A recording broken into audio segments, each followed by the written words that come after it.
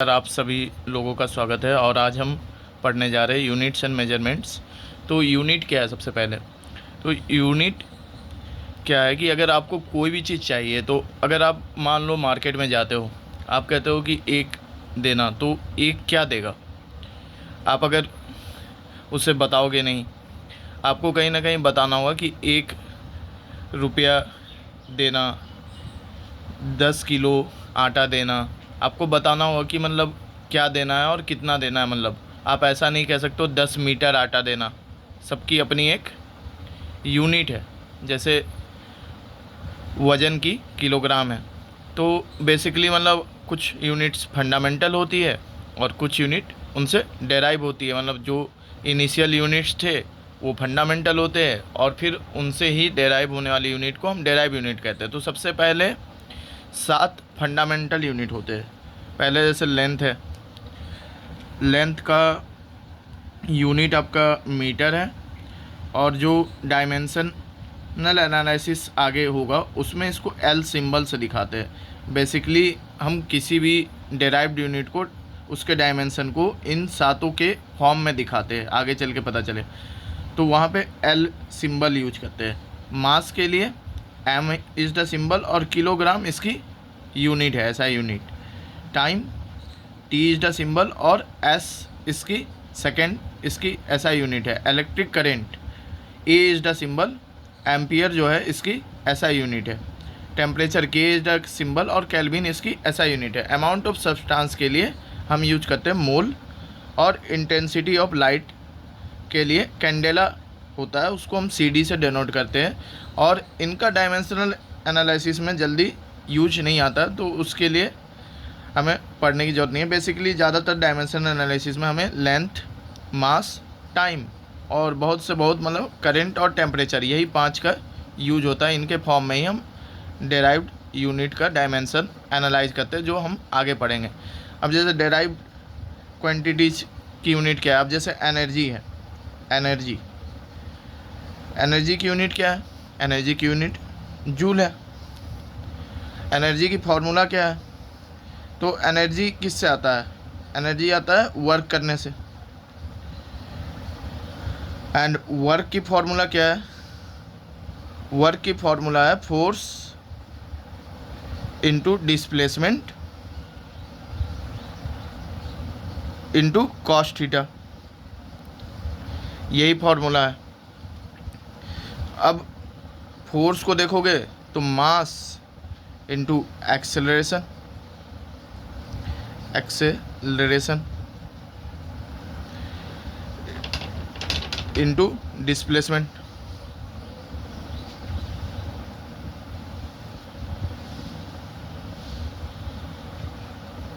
Into cos theta. अब मास का तो किलोग्राम है, एक्सेलरेशन अगेन, एक्सेलरेशन क्या होता है? मीटर पर सेकेंड स्क्वायर, मतलब वेलोसिटी बाय टाइम है, और वेलोसिटी खुद में डिस्टेंस बाय टाइम है। तो डिस्टेंस बाय टाइम, तो सेकेंड का स्क्वायर हो गया। और डिस्प्लेसमेंट अगेन लेंथ है, मीटर। तो देखा जाए तो ये सब के सब इन्हीं क्वांटिटीज से डेराइव हो रहे हैं। और एंगल का जहाँ तक सीन है, तो एंगल के लिए अलग से 2 यूनिट्स होते हैं। एंगल की यूनिट 2 होती है। एक रेडियन में होता है, जब हमें मतलब प्लेन में नहीं काम करके, मतलब हम 3D प्लेन में काम नहीं करके 2D प्लेन में काम कर रहे हैं। तो सपोज ये कर्वेचर है, और ये मतलब आर्क है एक, तो ये जो एंगल है ये डी थीटा है, ये रेडियस है कर्वेचर का, और ये आर्क का लेंथ है। तो यहाँ पे जैसे अगर हम ये 90 डिग्री बनाते हैं, तो tan डी थीटा की वैल्यू कितनी होगी? ये जो हाइट है h परपेंडिकुलर बाई बेस, ठीक है, ये बेस है b सपोज। अब अगर ये एंगल छोटा सा है, सब कुछ छोटा सा है, तो ये जो r की वैल्यू है और जो ये b की वैल्यू है, ये कहीं ना कहीं मैच कर जाएगी। और ये जो h की वैल्यू है और ये जो ds की वैल्यू है ये भी मैच कर जाएगी, तो हम इसे लिख सकते हैं ds/r। और tan d थीटा को भी हम d थीटा लिख सकते हैं अगर एंगल छोटा है कहीं ना कहीं। अब ये जो एंगल है इसकी ऐसा यूनिट होती है रेडियन। क्या होता है एंगल का ऐसा यूनिट होता है रेडियन।